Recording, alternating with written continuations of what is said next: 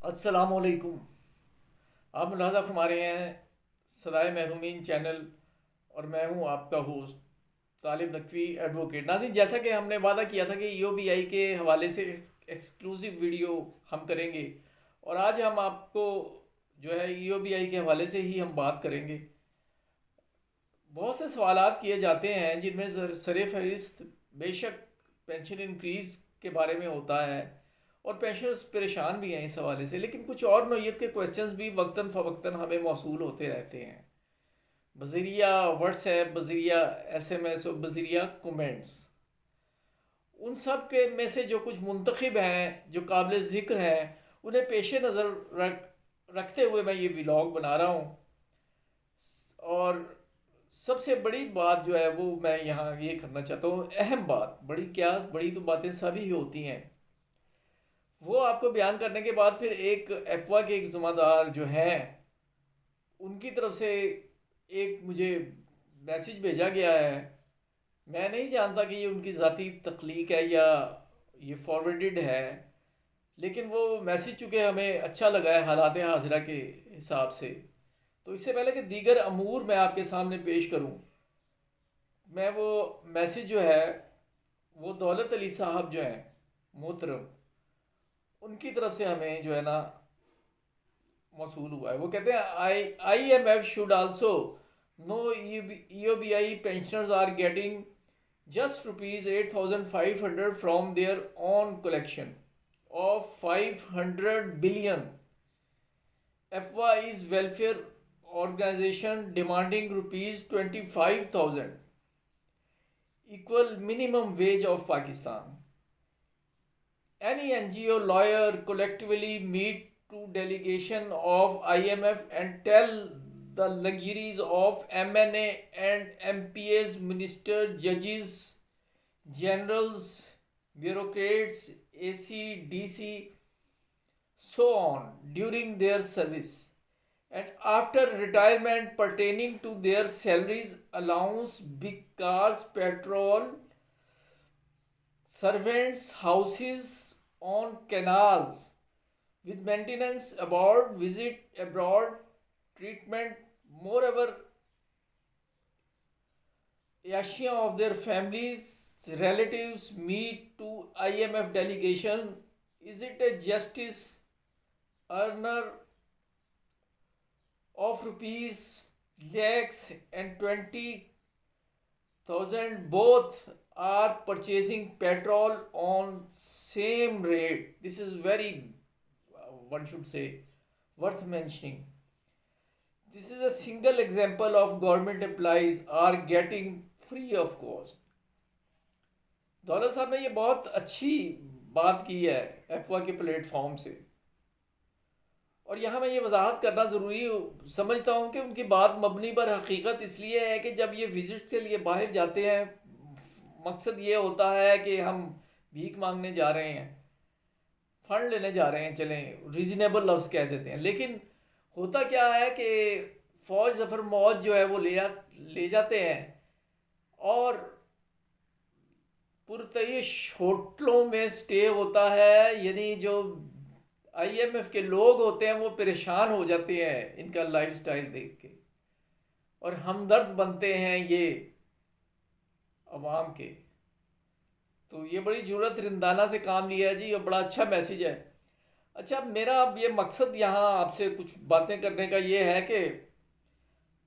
Court case کے حوالے سے کچھ پینشنرز کو، عام پینشنرز کو کچھ کلیئر نہیں ہے، میں انہیں تھوڑا سا سمجھانا چاہتا ہوں کہ کس طرح کوشش کی جا رہی ہے کہ ٹیکنیکلٹیز کا سہارا لے کر آپ کا حق روکا جائے۔ آپ کا یہ حق ہے کہ آپ کو اس سے آگاہی ہو۔ اس کے لیے مجھے تھوڑی سی بیک گراؤنڈ بتانا ہوگی۔ ناظرین، سب سے پہلے تو ہم یہ کریں گے کہ یہ جو پیمنٹ آف ویجز ہے، یہ ایشو کوئی نیا نہیں ہے، اور جیسا کہ آپ جانتے ہیں ہم نے انگریزوں سے آزادی حاصل کی، اس سے پہلے قانون جو ہے وہی چلتے تھے جو انڈو پاک سب کانٹیننٹ میں۔ تو اس میں سب سے پہلے جو پہلا قانون جو آیا وہ تھا پیمنٹ آف ویجز ایکٹ 1936، اور اس کے علاوہ پھر بعد میں آپ کے جیسا کہ آپ کے نالج میں ہے کہ منیمم ویجز ایکٹ جو ہے وہ 1961 میں آیا، اور اس کے بعد ایک مربوط قسم کا ایک جو لیبر، چونکہ پاکستان بھی ایک سگنیٹری ہے جو لیبر کے قوانین ہے، وہاں جو ایک ہوا اس میں قوانین جو بنائے گئے اس میں بے تحاشا قوانین اس کی روشنی میں بنے، پاکستان میں بھی مثال کے طور پہ ایک بہت بڑی تعداد ہے ان قوانین کی جو لیبرز کے لیے بنائے گئے۔